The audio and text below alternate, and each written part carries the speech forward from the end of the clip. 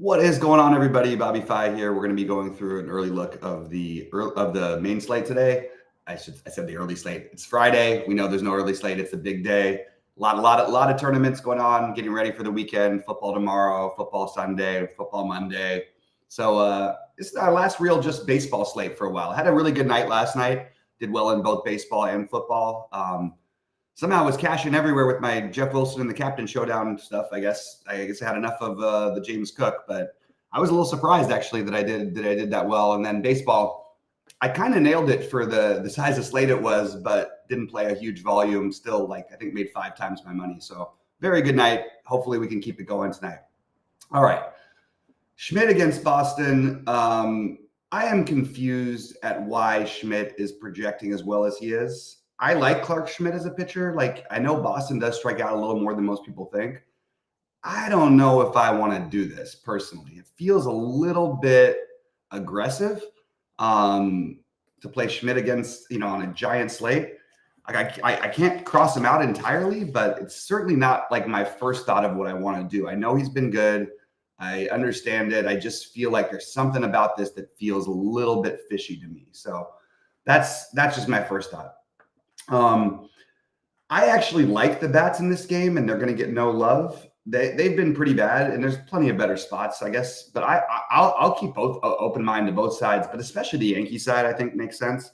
So I'm going to put the Yankees as one of my first teams, and I don't know if I'm going to have any chance to play the pitching here. I'm very interested in the hitting personally, so that's sort of the side I'm on in this game. Definitely more so with the Yankees than Boston.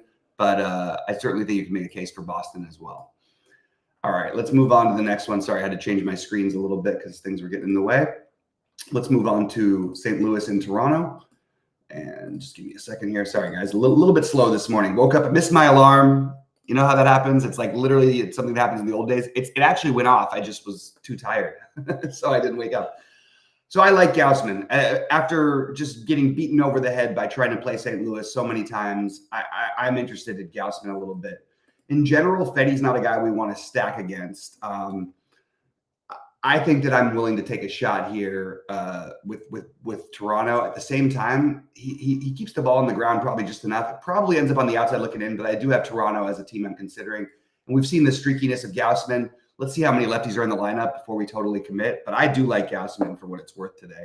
I prefer Gausman over some of the Clark Schmidt type plays as of right now. I think there's more upside. I'm a little surprised the K prop isn't, or K expected rate is not a little bit higher. But I'm certainly interested in Gausman here at 88,000 flat. Seems like a little too cheap. And Toronto, one of those teams that probably ends up on the outside looking in, but I certainly have considered them. Toronto and the Yankees are the two I've talked about so far that I actually have a little interest in that nobody's going to play.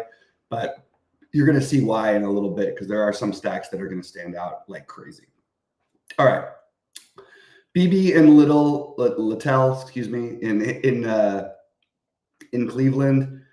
So I'm definitely interested in BB here. I also one of the things I did well last night was I took the bats against Williams, but BB's a much better pitcher in my opinion, and I'm very interested in BB here. So I'm not going to front on that. And I do think Cleveland on the other side is an interesting contrarian stack. There's a bunch of them today. They're all low totals, decent enough spot. You can see it happening. And we're going to have to decide what we're going to do with the Coors game. There's a great spot for Houston coming up. We've got Minnesota who's in the good spot. So all these teams look really good. And that's why these teams are getting no love here in the early going. All right, moving over to the Dodgers in Atlanta. We've got Knack and Schwellenbach. Okay. All right. Look, I know I play the Dodgers. I talk to Dodgers more than everybody else. And people say, oh, you're just biased because you're a Dodger person. You're just biased because you're a Dodger person.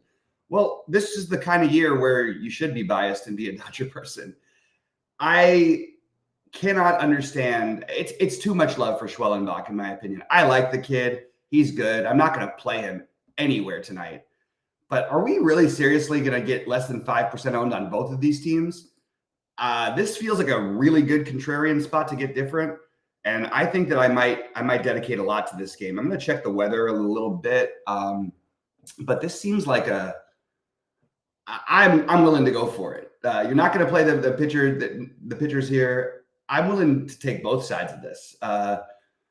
Look, Schwellenbach has been awesome. I'm not going to just sit here and the Dodgers against good righties are awesome. The Dodgers against good lefties are awesome. I think getting them at this kind of ownership is definitely at least appealing on in a vacuum. Now, can I say they're going to win the slate with it?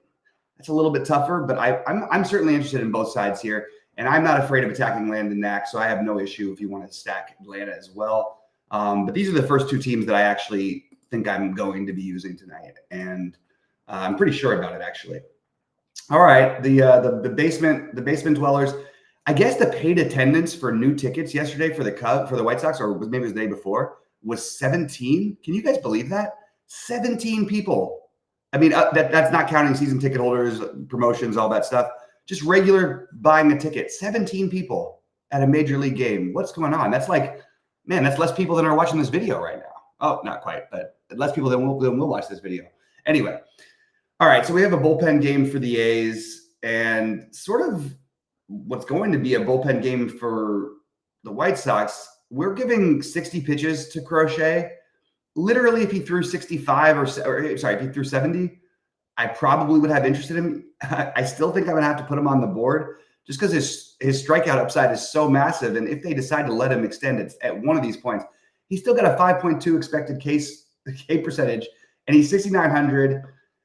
Not a ceiling really because he's not going to pitch long enough, but he could strike out like 14 or 15 hitters or something bizarre. So I put him on the list. Basso, we've got at 71 pitches. I thought it was going to be more of a bullpen situation than this. So maybe Basso is actually a little bit of a better play than I thought. So I'm going to put Basso down. I actually hadn't initially considered him, but I will consider anybody at 4K against the White Sox who I think is going to throw 70-plus pitches. Not the most exciting, not the most high upside guys, but certainly guys I think that I'm going to have in the mix for multi-entry and whatnot. All right, Cincinnati, Minnesota. We've got Ober and Aguiar. I like Ober probably more than the field is going to. I think the K percentage is a little low. He was awesome for a stretch, and then he kind of has been struggling. But I'm going to put Ober into a little bit of the semi-priority category, the list of maybe 5 or 6 that are going to make it for me. I do like Ober here, and I am very comfortable stacking against Cincinnati, especially because we get Minnesota a little bit lower owned. Just a friendly reminder that Minnesota will mess around with their lineups. They will pinch hit, all that stuff. Buxton is back now, so it makes the lineup even a little bit stronger. I like the Minnesota stack. Completely good with them. They're going to be one of the priorities for me as we go through the slate. All right. Now it comes into what do we do in Colorado? Okay, so first of all, who's pitching? We've got Gomber as probable. I'm very inclined to fade the Cubs here. I don't know about a full fade. It's pretty interesting that a guy who never gets to play even is the highest owned hitter on the slate. I think it's always suspicious when that kind of stuff's happening. So personally, I'm kind of out on it. I am not going to be playing a stack this chalky. Now, of course, I have them written down. Of course, I just have a rule with them. It's 4 or less right now, unless I can find a contrarian enough stack to stack them with. But they're probably a little too cheap. They're easy to get in. Oh boy, it's rough because I don't want to play them, but I certainly get it. I'm on the side of Colorado though. I think Colorado is completely fine as a main stack. They're not getting enough ownership. Their prices are the same as always because they're Colorado, so they play there and they are priced up. I love the idea of playing Colorado today. And don't get me wrong, I like the Cubs. I just cannot get to them as the most chalky team on the slate. Maybe can I argue it's low enough? Gomber's good at home. I don't know. It feels to me like I'm going to find something else. I think Colorado is one of those other something else's. That's where I'm at on that one. We're going to move on to Houston and LA. Again, sorry guys, I got up a little bit late, so excuse any drowsiness. We've got Kikuchi and Algieri. I have zero interest in Algieri, and I do have some interest in Kikuchi. He's a little lower for me than maybe some of the other guys we've mentioned. I think he's going to have a higher expected strikeout rate. He definitely does.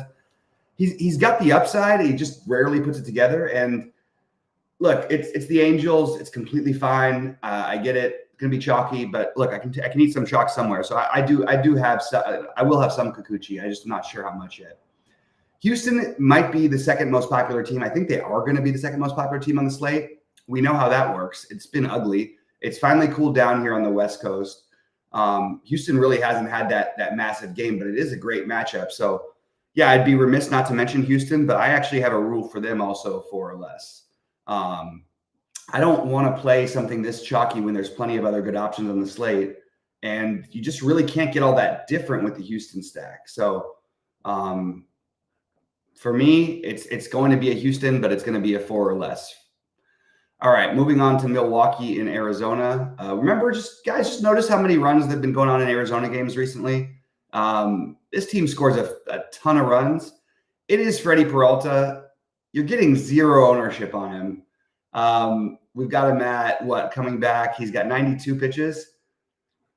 I don't, in general, want to make it a habit to try and take pitchers against Arizona. But at this ownership, I have to take a look at Peralta and maybe dig a little deeper, see why the numbers look quite as bad as they do. They're not even that bad. Yeah, very mild interest. And I certainly think that the Milwaukee's in play against Rodriguez here. Not a priority, but definitely one of the teams I'm considering outside of the main obvious stacks to maybe go with tonight. Moving over to Texas and Seattle. Another good. Seattle helped me out last night too, by the way. We've got DeGrom coming back. How many pitches is he going to throw? 70. That seems like about right. I don't think we can play him with 70 pitches, even against Seattle. Now, if this was a small slate, I think we could gamble on it. I don't think we can on this kind of a slate. This game is going to end up being a stay away, but I am curious to see how DeGrom looks personally.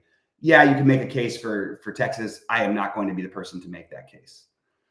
All right, moving on to the finale, San Diego and San Francisco. And we'll cover this stuff better and more in depth a little bit later at 6 Eastern. But I did want to go through it just to give a first look. Yeah, it's really hard not to have some interest in Dylan Cease here.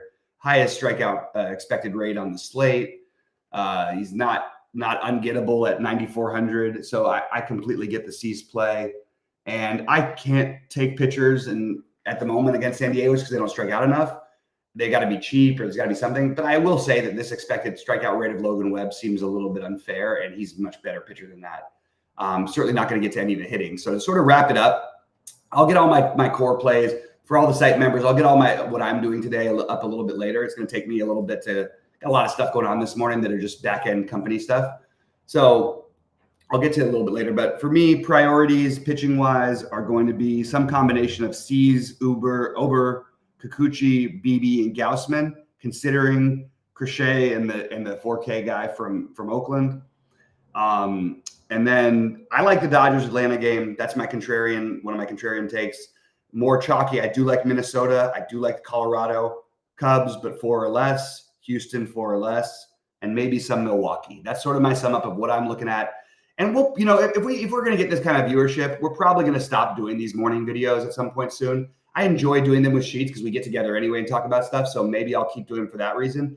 But like, if you guys appreciate it, please click the like and everything. I don't want to be making videos for 5 or 10 people. There's a lot of other things I could be doing this morning that are a lot more valuable, including helping our members, with a lot of different stuff that we're trying to implement.